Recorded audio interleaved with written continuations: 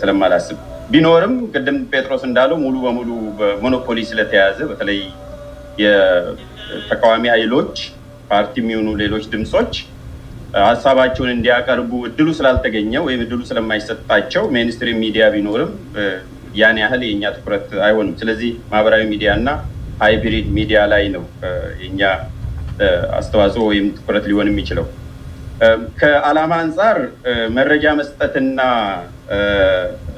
መዘገብ ነው የሚዲያ የመጀመሪያው ሚና። እንግዲህ መረጃ ከመስጠትና ከመዘገብ አንጻር ሚዲያዎች የትኛውም ሚዲያ ማህበራዊ ሚዲያንም ጨምሮ የጋራ የሚጋሩት ነገር ነው። ግን ይሄ በዋናነት የሜንስትሪም ሚዲያ ስራዎች ናቸው። በሱ መልክ ነው ብዙውን ጊዜ የሚከወነው። በዚህ ረገድ መረጃ መስጠት ይቻላል። ከትግል አንጻር ግን አሁንም ቢሆን አስተዋጽኦ የተገደበን የሚሆነው። ሁለተኛው የተጠያቂነትን ማስፈን የሚለው ነው። ይሄ ዎችዶግ የምንለው ሚዲያ ምርመራ ያደርጋል፣ መንግስት ተጠያቂ እንዲሆን ያደርጋል፣ የተደበቁ እውነቶች እንዲወጡ ያደርጋል። ከዛም አልፎ ደግሞ ጥፋት ሲኖር በየትኛው መለኪያ እንግለጸው እና ሲኖር ተጠያቂነት እንዲኖር ያደርጋል። በዚህ ረገድም ማህበራዊ ሚዲያ እና እኛንም ሚዲያ ጨምሮ ከፍተኛ ሚና ይጫወታል። ሶስተኛው መተንተንና ማሳመን ነው። ከፍሬሚንግ ብሎ ቅድም ጴጥሮስ ካስቀመጠው ጋር በቀጥታ የሚሄደው ነው። ይሄ መተንተን ኢንተርፕሬት ማድረግ ነው። ያለውን መረጃ ወይም ያለውን የፖለቲካ እውነት ኢቨንት በተለያየ አቅጣጫ ማየት፣ ከዛ በኋላ ትርጉም ባለው መልኩ ሰንዶ ለማህበረሰብ እንዲደርስ ማድረግ ነው። ዓላማውም ህብረተሰቡን ለማሳመን፣ የተለየ ፐርስፔክቲቭ እንዳለ ለማሳየት፣ አማራጭ ድምፅም እንዲኖር ለማድረግ፣ በተለይ ደግሞ ክርክር ወይም ዲቤት የምንለው ውይይት እና የተለያዩ እንግዶችን አምጥቶ በተወሰኑ ጉዳዮች ላይ ሀሳባቸውን እንዲሰጡ ማድረግ ላይ ከፍተኛ ሚና ይኖረዋል። ሶስተኛ ሚዲያ ሚና ይሄ ነው። አራተኛው ማንቃትና ማደራጀት ነው። ይሄ ቅድም ጴጥሮስ አንስቶታል መሰለኝ፣ ከሞቢላይዜሽን ጋር ተያያዘ ነው የሚሆነው። እንግዲህ ማንቃት ማለት በከፍተኛ መልኩ እንዴት ማህበረሰቡ ስለ ችግሩ እንዲያውቅ፣ ያው የቲዮሪ ዛሬ ስለተውኩት ነው። አንድ ማህበረሰብ ተነስቶ ለመብቱ ከመታገሉ በፊት 3 ደረጃዎችን ማለፍ አለበት። መጀመሪያ ፔይን መኖሩን ማወቅ አለበት። ከዛ ያ ፔይን መኖሩን ፐርሲቭ ማድረግ አለበት። ያንን ደግሞ ችግር ያደረሰው ወይ ቁስል ያደረሰው ግለሰብ ወይም አካል ኢንቲቲ መኖሩን መለየት አለበት። ከዛ በኋላ ነው ወደ መደራጀቱ ወደ መታገሉ የሚካሄደው እና ስለዚህ የኔሚንግ ብሌሚንግ እና ክሌሚንግ ስቴጆቹን ካለፈ በኋላ ነው ወደ ሞቢላይዜሽኑ የሚሄደው። ስለዚህ ሚዲያም በዚህ ረገድ በማሳወቅ በማንቃትና እንዲሁም በማደራጀት ደረጃ ከፍተኛ ሚና ይኖረዋል። እዚህ ጋር ነው እንደውም የሶሻል ሚዲያ ወሳኝ ሚና ወይም አስተዋጽኦ የሚታየው። ስለዚህ ባጭሩ የሚዲያ ሚና ስንል እንዲሁ ዝም ብሎ በጅምላ ሳይሆን አንዱ መረጃ መስጠት ነው፣ ኢንፎርማንት ይሆናል። ቀጥሎ ደግሞ እንደ ዎች ዶግ ተጠያቂነትን ማምጣት፣ ሶስተኛ አምፕሊፋይ ማድረግ፣ ሪዮት ቅድም ለመግለጽ የሞከረችው በደንብ አምፕሊፋይ አድርጎ ሰሌክቲቭሊ ሪፖርት ማድረግ፣ አንድ ድምፅ የበለጠ እንዲሰማ ማድረግ ነው። የመጨረሻው ማኒፑሌት ማድረግ ነው። ይህም የሚዲያ ሮል ማኒፑሌት የሚደረገው ትርክት በመፍጠር በተለይ በመፈብረክ እና ወጥ የሆነ አረዳድ እንዲኖር በሆነ ጉዳይ ላይ ወይንም ደግሞ ወጥ ጥሪ እንዲኖር ለማድረግ፣ ወጥ እንኳን ባይሆን ተመሳሳይ ጥሪ እንዲኖር ለማድረግ የሚዲያ ሚና ይኖራል። በዚህ ውስጥ ነው እንግዲህ ማኒፑሌተር ውስጥ ነው የተጠያቂነትም የሚዲያ ኤክሰስም የሚመጣው። ሁለተኛው ሚዲያ በሰላም ጊዜ እና በጦርነት ጊዜ የተለያዩ ሚና ነው የሚኖረው። ስለዚህ እንዲሁ ዝም ብሎ ስለ ቲዮሪ አይደለም የምናወራው። ያለንበት ወቅታዊ ሁኔታ የኢትዮጵያ ሁኔታ የሚታወቅ ነው። ሰላማዊውም ትግል ጦርነቱም ሌላውም ተደባልቆ ያለበት ሁኔታ ላይ ነው ያለ ነው። ስለዚህ የሚዲያ ሚና ይሄንን ከግንዛቤ ውስጥ ያስገባ ነው መሆን ያለበት። በጦርነት ጊዜ በዋናነት የሚፈጠረው የኢንፎርሜሽን ዲስኦርደር ነው ወይም የመረጃ ቀውስ ነው። 3 ዲስኦርደሮች አሉ። ከዛ ውስጥ አንዱ ሚስ ኢንፎርሜሽን ነው። ማለትም አንድም መረጃ ተገቢ መሆኑ ሳይታወቅ፣ ትክክለኛ መሆኑ ሳይታወቅ ለሌላ ማካፈል ነው። ሁለተኛው ደግሞ ዲስኢንፎርሜሽን ነው፣ የተሳሳተ መረጃን ሆን ብሎ ማሰራጨት ነው። ሶስተኛው ማል ኢንፎርሜሽን ነው። ይሄ ማል ኢንፎርሜሽን የምንለው ደግሞ መረጃውም ስህተት ነው። እንደገና ያንን ደግሞ ስናስተጋባ ሆን ብሎ የሆነን ቡድን ወይም ግለሰብ ለመጉዳት ማሰራጨት ነው። ስለዚህ እነኚህ ሶስቱም በጦርነት ጊዜ በተለይ የስነ ልቦና ትግልም ስለሆነ በዋናነትም የፕሮፓጋንዳ ፉክክር ስለሆነ በዛው ልክ የሚዲያ ኃላፊነትም ይጨምራል። ኃላፊነት የሚጨምረው ምንድነው? ድርብ ኃላፊነት ያመጣል። ይሄ ድርብ ኃላፊነት ተጨማሪ ኃላፊነት ጥንቃቄ እንዲኖረው ያስፈልጋል። በዚህ ውስጥ ትግልና ሚዲያም ይቀላቀላል፣ ኦቨርላፕ ያደርጋል። ጦርነት በሚሆኑበት ጊዜ የሚዲያ ይሄ ፕሮቶታይፕ ሮል ቅድም የገለጽናቸው የመጀመሪያ ሁለቶቹና ትግል የምንለው አንድ ላይ ተደባልቆ ነው የሚሄደው። የትኛው ነው ሚዲያ፣ የትኛው ነው ትግል፣ ማን ነው የሚታገለው፣ የትኛው ነው ኢንፎርሜሽን፣ የትኛው ነው ፕሮፓጋንዳ ብሎ መለየት አስቸጋሪ ስለሚሆን በዛው ልክ ነው መታየት ያለበት። ለምሳሌ ሀሳብ ገበታ ከተቋቋመበት ጊዜ ጀምሮ እንደ ምሳሌ ነው የምሰጠው። ሀሳብ ገበታ ወክዬም ስለሆነ የመጣሁት እኛ መረጃ አንሰጥም፣ ዜና እንሰራለን።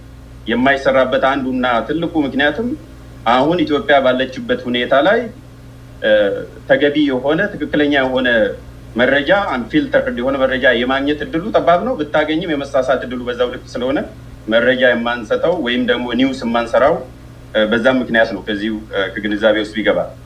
በተግባር ሚዲያ ምን ሚና ሊጫወት ይችላል?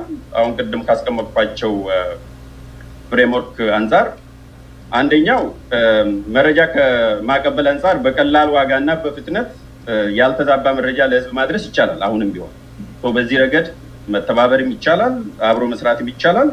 በዚህ ረገድ ከፍተኛ ተግዳሮትም ይደርሳል ብዬ አላስብም። ከሞላ ጎደልም ቢሆን ይህንን ሚዲያዎች ሲያደርጉ ቆይተዋል። አብሮነትም ከዚህ በፊትም በተደጋጋሚ ሲያመሰግን እንደቆየው ከፍተኛ ትብብር አግኝቷል ከዚህ መረጃን ከማቅረብ እና ለህዝብ ከማድረስ አንጻር።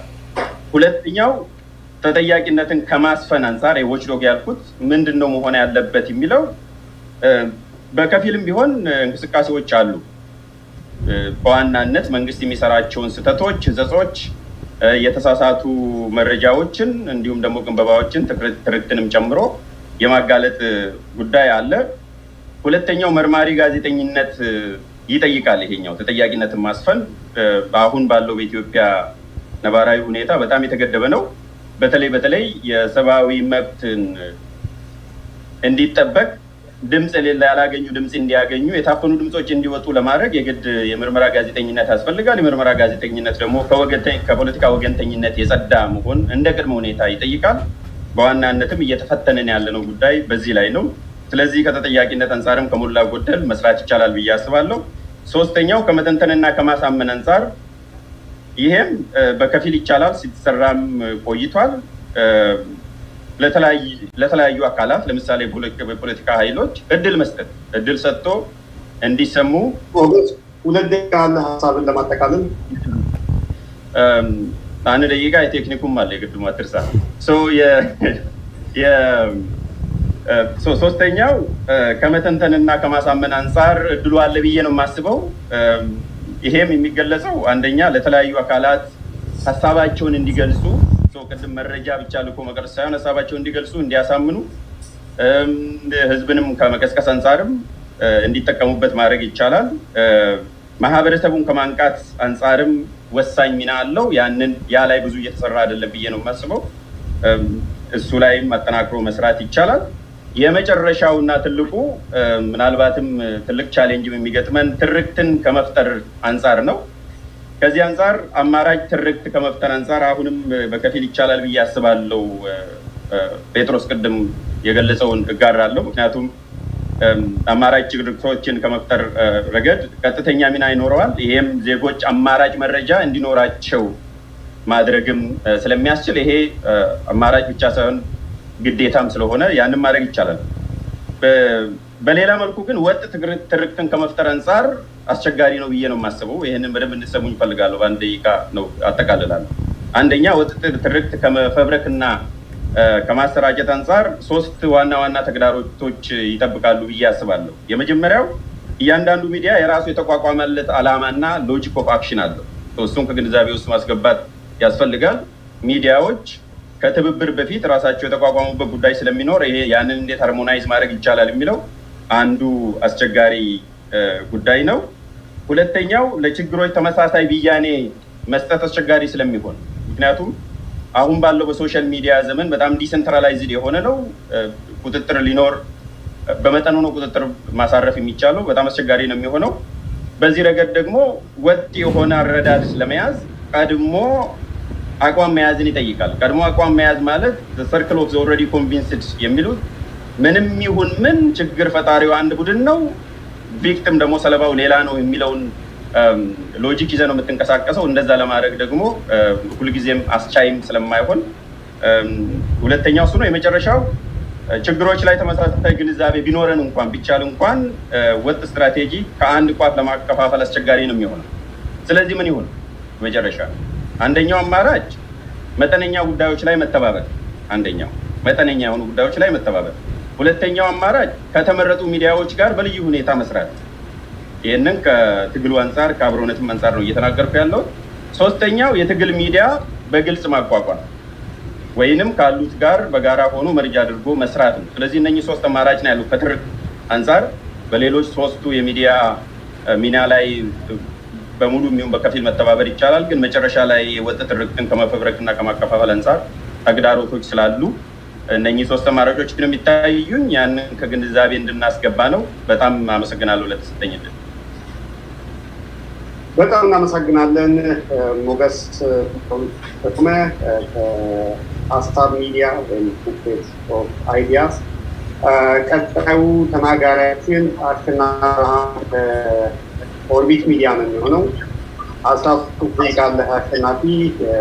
እንደተለመደው 11ኛው ደቂቃ ላይ አጠቃልላለሁ። ኦኬ